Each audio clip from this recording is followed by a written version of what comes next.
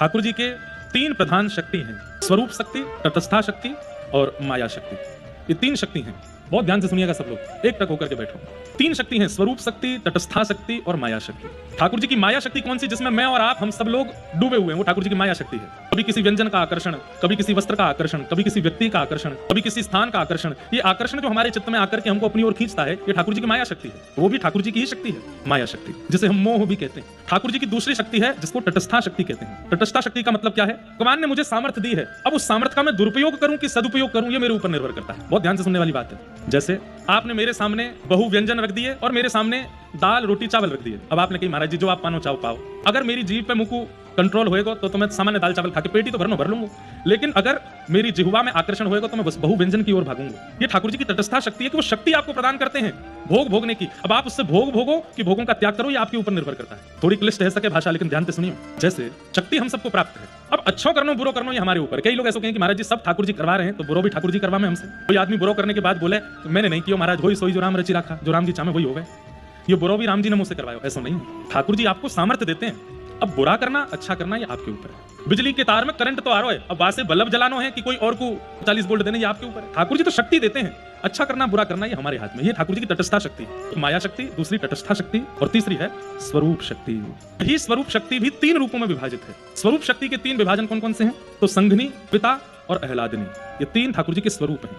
बहुत ध्यान से सुनिए, स्वरूप भी शक्ति है ठाकुर जी को, वो भी तीन रूप में है। तो वहां में पहला है संघनी।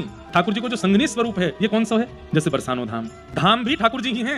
अगर आप ऊपर महल में नहीं दर्शन कर पाए, केवल धाम में प्रवेश कर गए तो भी ठाकुर जी के दर्शन के समान ही फल मिलेगा। धाम भी ठाकुर जी का स्वरूप है। बरसाना धाम, गोवर्धन धाम, नंदगाम, वृंदावन धाम, गोकुल धाम, इन सब धामन में जो हम विचरण करें ये भी ठाकुर जी को स्वरूप ही है। कौन सा स्वरूप है? संघनी स्वरूप है ठाकुर जी को। कई ऐसे महापुरुष हुए, श्री वंशी अली जी को चरित्र सबने सुना होगा, मैंने कहो भी कथा में। वंशी अली जी तो कितने वर्षों तक श्री किशोरी जी के महल के नीचे ही बैठे रहे, कूड़े के ढेर में ही बैठे रहे, कितने वर्षों तक ऊपर नहीं गए। 12-13 वर्ष बाद जब किशोरी जी ने ऊपर से टेर लगाई, अरे वंशी मैं तेरी प्रतीक्षा कर रही हूँ जल्दी आ, तब 12 वर्ष बाद ऊपर गए। भक्तिमती मीराबाई अपने जीवन के कितने लंबे काल तक वृंदावन नहीं आई, पर वृंदावन को बचती रही। तो संघनी स्वरूप जो है ठाकुर जी का, वो धाम का चिंतन और धाम का दर्शन ठाकुर जी का स्वरूप है, संघनी स्वरूप। ठाकुर जी का दूसरा स्वरूप है संवित स्वरूप। संवित स्वरूप कौन सा है? अब हम कथा में आपको सुना रहे हैं, कथा में आपको ठाकुर जी के रूप का वर्णन कर रहे हैं। सहज स्वभाव पढ़ो नवल किशोरी जू को, मृदुता दयालुता कृपालुता की राशि, न कहूँ न रिस कभी भूले हूँ न होत सकी, रहत प्रसन्न सदा ये मुख हासी। अब जैसे ये पद हित ध्रुवदास जी गा रहे हैं तो पद सुनते ही आपके चित्त में एक स्वरूप प्रकट हो रहा है, सहज स्वभाव है। नवल किशोरी, नवल किसको कहते हैं? जो सदा छोटी ही रहती है, कभी बड़ी नहीं होती, छोटी सी रहती है हमारी किशोरी जी, नवल किशोरी। मृदुता दयालुता कृपालुता, मतलब ना तो धाम सामने है और ना ठाकुर जी का स्वरूप सामने है, फिर भी किसी के प्रवचन सुन के, कथा सुन के, भाव सुन करके ठाकुर जी का अनुभव हो जाए। ये कौन सा स्वरूप है? संवित स्वरूप। और तीसरा स्वरूप है ठाकुर जी का आह्लादनी स्वरूप। आह्लादनी स्वरूप। अच्छा एक बात, संवित स्वरूप और संघनी स्वरूप इन दोनों में प्रवेश मेरा और आपका है, पर आह्लादनी स्वरूप का दर्शन में प्रवेश हमारा नहीं है। इसलिए वृंदावन में घूंघट करके बैठी है किशोरी जी। वहां घूंघट करवे के मैंने अनेक उदाहरण दिए कथा में, पर एक उदाहरण यह भी है कि वो घूंघट ठाकुर जी ने करवा रखो है। ये किशोरी जी, ये अधिकार सबको नहीं, ये अधिकार तो केवल मेरो है, आह्लादनी स्वरूप। अभी आह्लादनी स्वरूप कहा है, बड़ी सुंदर परिभाषा है। मोकू अति आनंद भयो, तो मैंने कहा कियो नाच लियो, जोर जोर से नाच लियो, कूद लियो। आपको अति आनंद भयो तो आपने कहा कियो एक कोने में बैठ के रो लिए। आनंद में कोई रोवे, कोई नाचे, कोई हंसे, कोई बिलखे, के अपने अपने तरीका है आनंद को प्रकट करवे के। ध्यान से सुनियो, हर व्यक्ति अपना आनंद प्रकट करे। कोई आनंद प्रकट करे घूम करके, वाको घूमवे में सुख मिले, जैसे आनंद आवे चलो कहीं घूमने जा रहे हैं। कोई को आनंद आवे तो वो खावे चलो जाए, चलो मैं तो भोजन करूंगा। कोई को आनंद आवे तो वो अपना श्रृंगार करे, सज धज के तैयार होवे। कोई को आनंद आवे तो वो सो जाए। कई ऐसे भी कावे बोले बड़ा आनंद आ रहा, वो सोएंगे भैया हम तो, तान दुपट्टा लाओ रजाई। कोई को आनंद आवे तो वो शयन करे, सो जाए। पर ठाकुर जी के चित्त में जब आनंद को पारावार भयो तो ठाकुर जी बोले ये आनंद मैं कहां प्रकट करूं? ना तो मैं गाय के प्रकट कर सकूं, क्योंकि आनंद की हिलोर इतनी ऊंची है कि गावे से वाको पारावार नहीं होएगा। ना मैं नाच के प्रकट कर सकूं, कितना नाचूंगा मैं? अगर संपूर्ण कृष्ण लीला में भी नृत्य करता रहूंगा तो भी यह आनंद को भाव पूर्ण नहीं हो पाएगा। नाच के ना है सके, गाय के ना है सके, प्रसन्न है के ना है सके, कहा करूं? कैसे यह आनंद को प्रकट करूं चित्त से? जैसे ही ठाकुर जी भाव कर रहे हैं कि आनंद को कहां प्रकट करूं, वही समय निकुंज में विराजमान श्याम सुंदर को बाम अंग फड़कन लगो, और श्री बाम अंग से साक्षात वही ठाकुर जी के हृदय को आह्लाद, वही आनंद श्री किशोरी जी के रूप में प्रकट है गया। समझ में आई बात?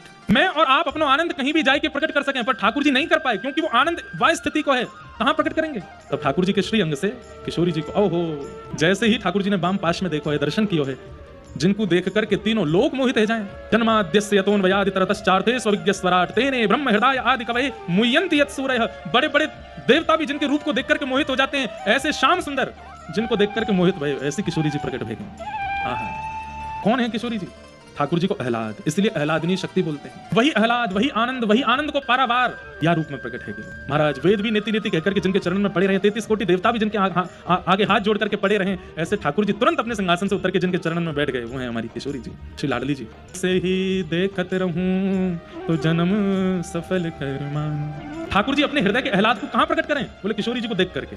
ठाकुर जी देख लें किशोरी जी को तो नेत्रन से आंसू भी प्रकट हो जाए, ठाकुर जी के अंग अंग में रोमांच भी है जाए, ठाकुर जी को नृत्य भी है जाए, ठाकुर जी को गायन भी है जाए, मतलब उत्साह की जितनी श्रेणी है सब एक साथ प्रकट हो जाती है किशोरी जी को देखते ही। ऐसी सुकुमारी प्यारी लाल जो की प्राण प्यारी, ऐसी सुकुमारी प्यारी लाल जो की प्राण, ऐसी सुकुमारी किशोरी जी प्रकट हुई। अब तो स्थिति ठाकुर जी की ऐसी भाई कि बस पलक भी नहीं झपकते हैं, ऐसे ही देखते रहूं, किशोरी जी को निहारते रहते हैं। एक भाव ये भी है कि सामने 33 कोटि देवता खड़े हैं, वेद सब नेति नेति कहकर के पुकार रहे हैं। वही समय किशोरी जी ने कही कि भैया ब्रह्मांड के नायक, आपकी आज्ञा से पूरे ब्रह्मांड चलते हैं और आप मुंह को देखने में व्यस्त हो।